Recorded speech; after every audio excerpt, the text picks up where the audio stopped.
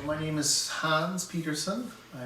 My spouse is Heidi Morlock, and I am an intern pastor here in the Minneapolis Synod, and just finishing up internship. And we've lived here on this piece of land since about 2000.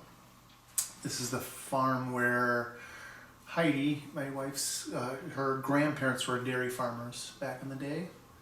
So we have two boys, Nelson and Simon, 21 and 16, 22 and 16.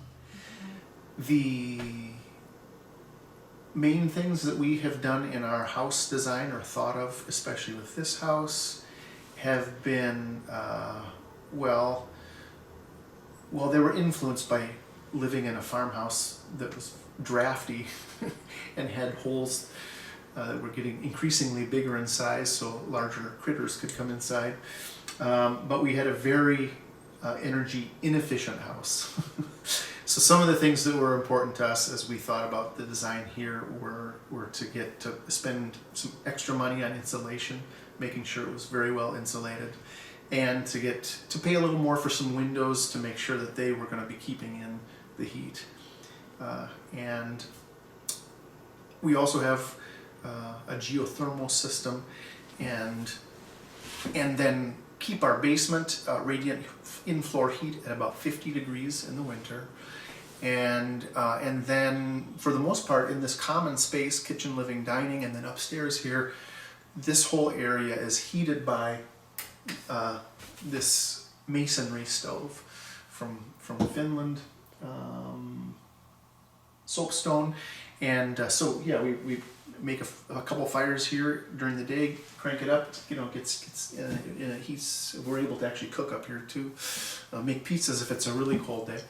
So this was another thing we designed, and then the final thing is we do get some our electric from a 20 kW Jacobs wind turbine. And currently we're getting it fixed. We're not getting any energy from right now, but it's quite simple.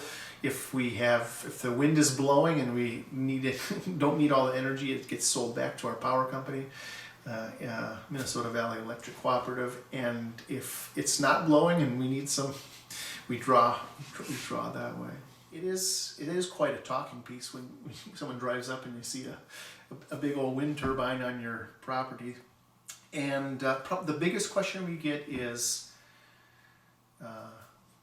does it pay for itself? And I have to admit, I get a little snarky when people ask that, and it's kind of like, I'm not sure that's the best question. Of course you want to know, because maybe you'll put one up, and I hope you do. But actually solar is so much better now, and it's more efficient and easier to put up your own solar.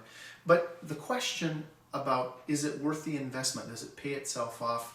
The reason I feel like that's maybe not the right question to ask is because as people of faith, we're asking, like, what can we do, right, to transform our energy systems? How do we respond as people of faith to this abundance that we've been given, and yet the waters and the air and God's planet is in need of healing, and we've been part of some of that damage. And so how are we called as people of faith to respond? So the question isn't necessarily, does it pay for itself, but as much for me as, how can we respond as people of faith as good stewards of what we have?